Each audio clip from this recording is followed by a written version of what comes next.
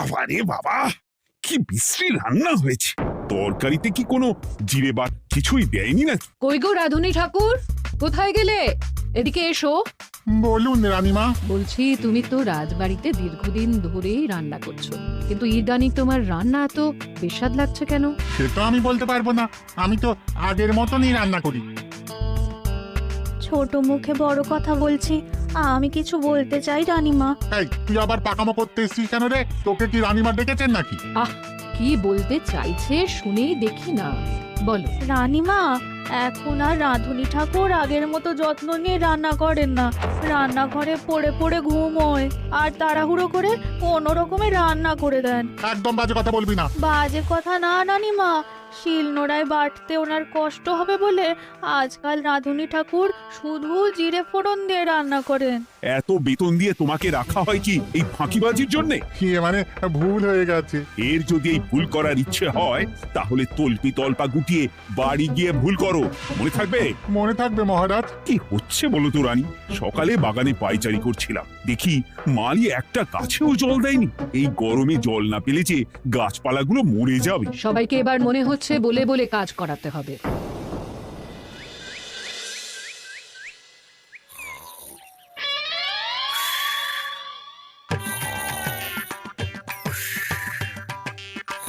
কি গো, কদিন ধরে তো তুমি শুধু খাচ্ছ আর ঘুমোচ্ছ।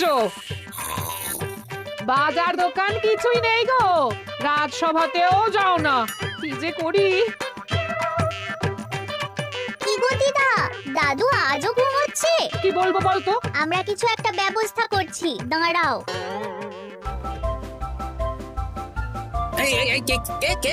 ওঠো দাদু, আর কত ঘুমে? কুড়েমির একটা সীমা থাকে।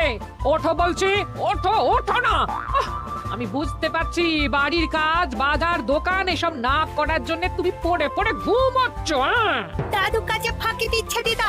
দে পুটি, আর সরসরি দে, দে।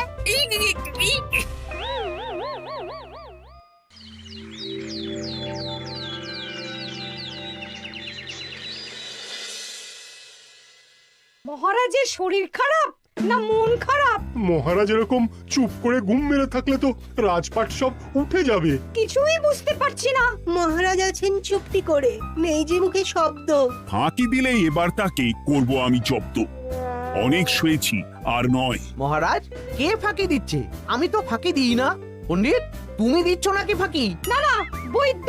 আমি ফাঁকি দিলে সবাই ওই রোগে ভুগে মরে যাবে। আমি তো রোজ সময়ই রাজসভায় আসি, তাহলে আমি বলছি আসল কারণ। রাজবাড়ির রাধুনী ফাঁকি দিচ্ছে, আর 3 দিন ধরে রাজসভায় গোপাল বেপাত্তা। হ্যাঁ, এই গোপাল বেটাই আসল ফাঁকিবাজ। তোকে বরখাস্ত করে দিই। গোপালকে যদি বরখাস্ত করা হয় তাহলে বিপদে আপদে মহারাজের পাশে দাঁড়াবে কে? অসময় মহারাজ বুদ্ধি পাবেন কার কাছে? এই সুযোগ, এই সময় গোপালকে মহারাজের চক্ষুশূল করতে হবে, তাহলে আমি একেবারে জেঁকে বসতে পারবো।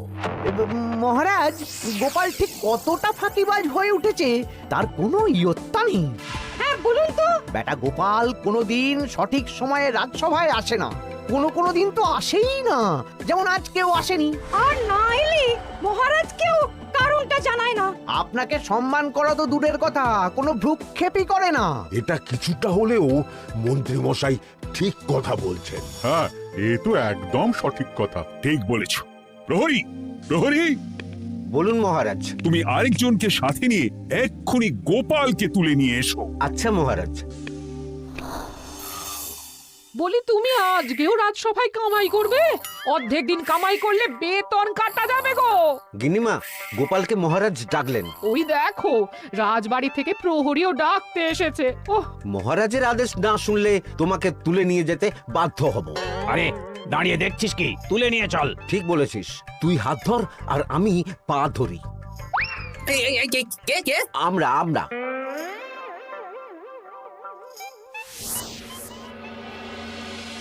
এসব কি গোপাল? তুমি বাড়িতে আছো, ঘুমোচ্ছ, অথচ রাজসভায় আসছো না, কি ব্যাপার?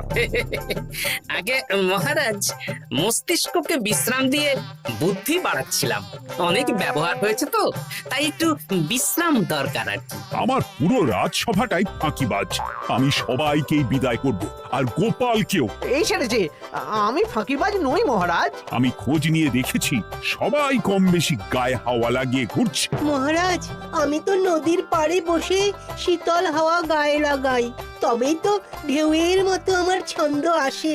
কেউ ফাঁকিবাজ না মহারাজ, আসল ফাঁকিবাজ গোপাল। মহারাজ, আমি যদি দরকারে আপনাকে বুদ্ধি দিয়ে, ফাঁকা সময়ে বিশ্রাম দিয়ে ফাঁকিবাজ হই, তাহলে মন্ত্রী মহা ফাঁকিবাজ। কারণ মন্ত্রীর কাজ রাজাকে বুদ্ধি দেওয়া, তা তিনি করেন না বলেই আমাকে দরকার পড়ে। আমি তো ভাঁড়, আমি শুধু হাসাবো, এটাই আমার কাজ। তাতে কি, সেনাপতিও তো সেনাপ্রধান, ও কি যুদ্ধ করে? রাজ্যে শান্তি শৃঙ্খলা বজায় আছে, তাহলে যুদ্ধ করে হবেটা কি? হ্যাঁ, অকারণে পায়ে পা দিয়ে যুদ্ধ বাঁধাবো নাকি? হ্যাঁ, যত সব। যখন তখন বিপদ আসতে পারে, তাই যুদ্ধের জন্য সব সময় সামরিক শক্তিকে প্রস্তুত থাকা দরকার। হ্যাঁ, এটা গোপাল ঠিক বলেছে। সেনাপতিকে তো কোনোদিন সেসব নিয়ে মহড়াও করতে দেখি না। তাহলে দাঁড়ালো 3 জন ফাঁকিবাজ। মূল অভিযুক্ত গোপাল দিন রাত কামাই করে, মন্ত্রী মহারাজকে বুদ্ধি দেয় না, আর সেনাপতি যুদ্ধের প্রস্তুতি নেয় না। এই 3 জনকে আমি বিদায় করব। এই সেরেছে, এ তো দেখছি বিনা মেঘে বজ্রপাত। না, তবে তোমরা যে ফাঁকিবাজ নও সেটা প্রমাণ করার জন্য 12 ঘন্টা সময় দেব। আমাদের কি করতে হবে? তোমাদের 3 জনকে 3টে খালি বস্তা দেব। প্রত্যেকে ওই খালি বস্তা নিয়ে জঙ্গলে যাবে, আর এই 12 ঘন্টার মধ্যে জঙ্গল থেকে বস্তা ভরে আনবে। একটা বস্তা ভরার জন্য 12 ঘন্টা সময়? এ তো খুবই সহজ কাজ। সহজ কঠিন জানি না, যে ফাঁকি দিয়ে ফাঁকা বস্তা জমা দেবে বা কিছুটা ভর্তি কিছুটা খালি আনবে, সে সাজা পাবে। আচ্ছা মহারাজ, আমি বস্তায় কি নিয়ে আসবো সেটা কি আপনি দেখবেন? তা দেখব না, কিন্তু বস্তা ভরে আনতে হবে। আর যা বস্তায় ভরে আনবে তাই নিয়ে সবাই বাড়ি ফিরে যেতে পারবে। তার মানে বস্তাতে যা থাকবে সব বস্তার মালিকই পাবে। একদম তাই। বুঝে গেছি, ভিতরে কোনো গভীর পরিকল্পনা আছে। প্রহরী, প্রহরী, তুমি এই 3 জনকে 3টে বস্তা দিয়ে দাও। যথা আজ্ঞা মহারাজ। আর বাকি সভাসদেরা আজকে রাজসভাতেই থাকুক। ওরা 3 জন আসবে, ওদের বিচার হবে, তারপর ফিরবে। আমাদের খাওয়া দাওয়া তাহলে রাজবাড়ির তরফ থেকেই দেওয়া হবে মহারাজ? হ্যাঁ। জঙ্গলে তো যাচ্ছি, কি নেব? গোপাল, আমি বলি কি, তুমি বরং আমার বস্তায় ঢুকে যাও, আমি তোমাকেই নিয়ে ফিরে যাই, লেটা চুকে যাবে। আপনি যদি একা আমাকে বস্তায় ভরে নিয়ে যেতে পারেন তো চলুন। একা? এই সেরেছে। দাঁড়ান, আমি আপনার কাঁধে চড়ে দেখি আপনি আমাকে বইতে পারবেন কি পারবেন না। না না, মুখ ফসকে বলে ফেলেছি, মাথা খারাপ নাকি? তাহলে নিজের মতন থাকুন।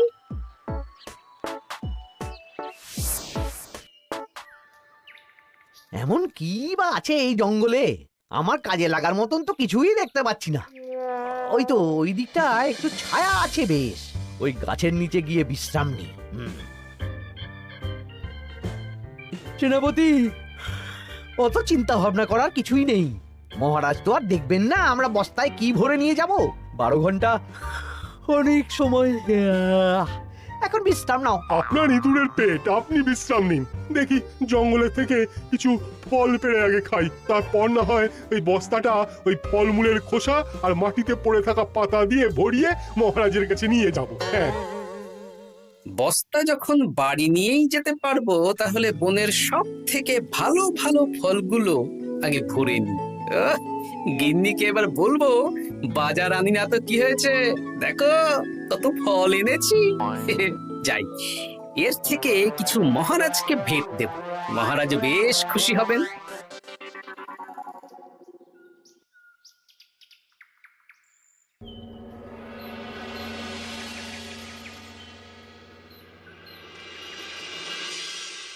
উফ, এই এত বড় জ্বালার মতো পেটখানা নিয়ে এই পেল্লাই গাছে উঠবো কি করে? দূর দূর, আশেপাশে ঢিল পাথরও দেখতে পাচ্ছি না।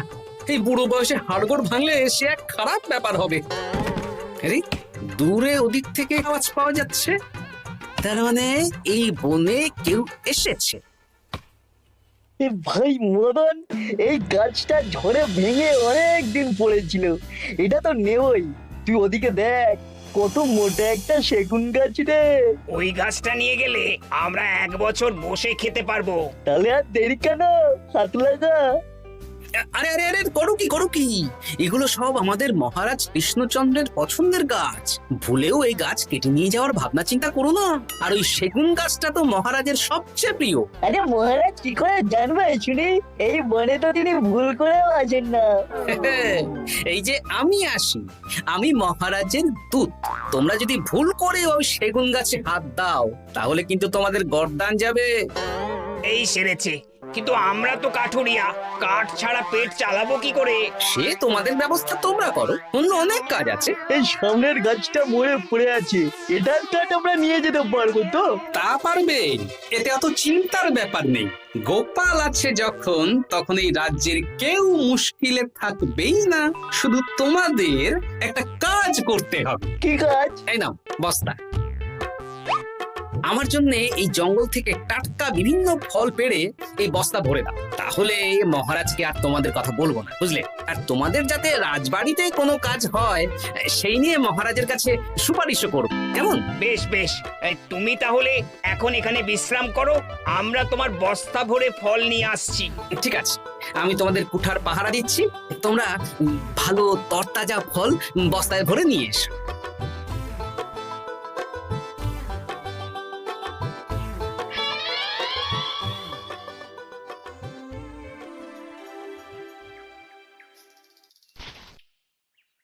ব্যাস ব্যাস ব্যাস, আমার বস্তায় পাতা ভরা হয়ে গেল।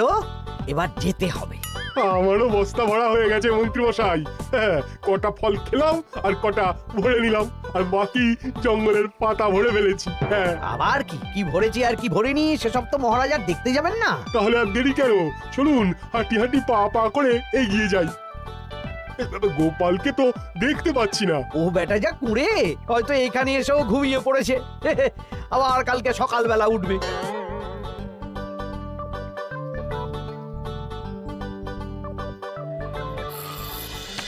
এই যে ভাই, এই যে। হ্যাঁ, কে কে? আমরা। ও বলো, বস্তা ভরে এনেছো? হ্যাঁ, ভরে এনেছি। তাহলে চলো রাজসভায় যাই। তোমাদের একেবারে মহারাজের সাথে পরিচয়ও করিয়ে দেবো, আর কাজের ব্যাপারেও বলবো। চলুন চলো চলো চলো।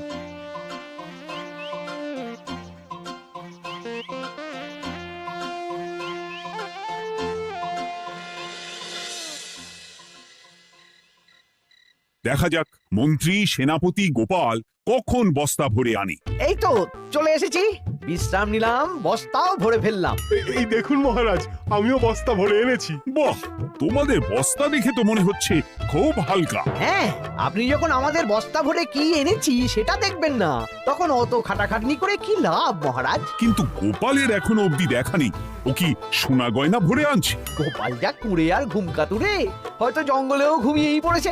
মহারাজ, আপনি একটা কাজ করুন, আমাকে আর মন্ত্রী মশাইকে যুগ্মভাবে বিজয়ী ঘোষণা করে দিন, ব্যাস।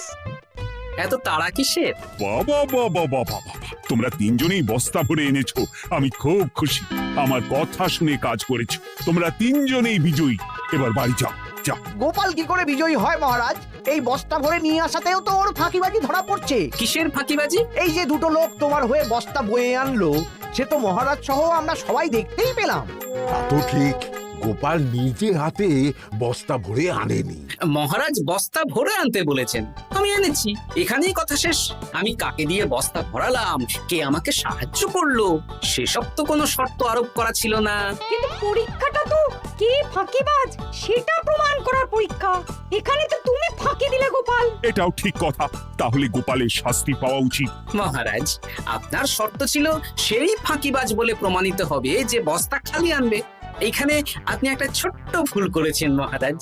বস্তায় কি আছে সেটা দেখবেন না, আগেই বলে দিয়েছেন। তা তো বলেছি। আপনি নিশ্চয় জানেন, পাঠশালায় কিছু ছাত্রছাত্রী থাকে যারা পড়ার বইয়ে মুখ খুঁজে বসে থাকলেও পড়ায় তাদের মন থাকে না, মাথাতেও পড়া ঢোকে না, তাই সেই পড়া তাদের কোনো কাজে লাগে না। কি পণ্ডিত মশাই, এদেরকেই তো বলে ফাঁকিবাজ। বিলক্ষণ, এরাই ফাঁকিবাজ। ধন্যবাদ।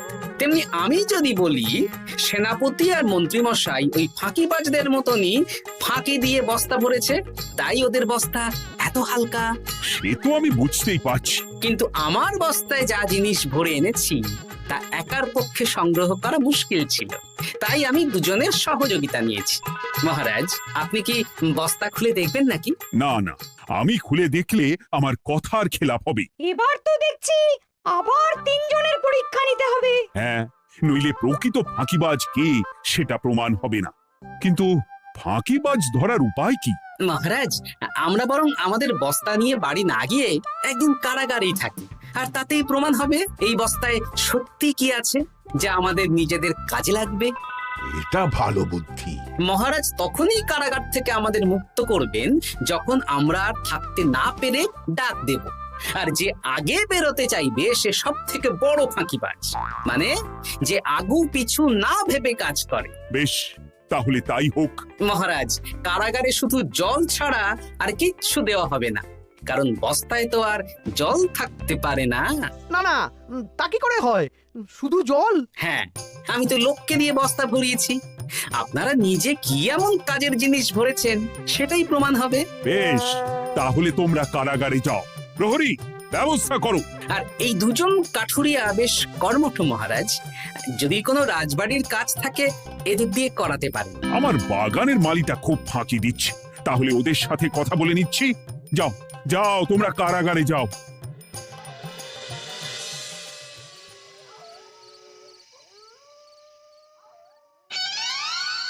ওরে বাবা রে, কি খিদে খিদে পাচ্ছে রে।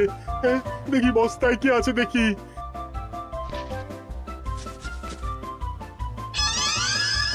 দু একটা পচা ফল, দেখি দেখি একটু ভালো আছে। এটা একটু ভালো আছে, হ্যাঁ এটাই খাই, হ্যাঁ এটাই খাই।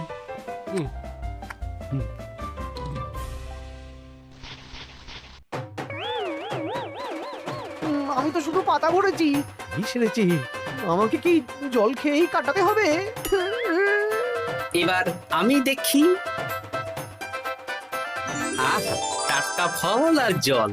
আমার কাছে যা ফল আছে এগুলো খেয়ে আরাম করে 5-6 দিন কেটে যাবে। ও গোপাল, আমাকেও কটা ফল দাও না গো। ও গোপাল, আপনি এখান থেকে উঠুন, অন্য বাগানে ফুল হয়ে ফুটুন। ফল খাবেন? এখন কর্মফল ভোগ করুন। ওরে বাবা, জল খেয়ে আর কতক্ষণ কাটাবো?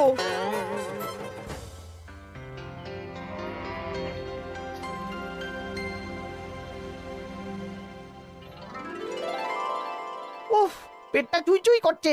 কি খিদে পেয়েছে না। আমি আমি বাড়ি যাব। আপনি বাড়ি যাবেন? তাহলে বেরিয়ে আসুন, বেরিয়ে আসুন। বেটা গোপাল কায়দা করে এমন শর্ত দিতে বললো, পুরো ফেঁসে গেলাম। আমারও তো খাওয়ার মতন তেমন কিছু নেই, আমিও এখানে থাকবো না। আমি এখানেই আছি, ফল খাবো, জল খাবো, আর প্রকৃতির ডাক এলে একটু বাইরে যাব।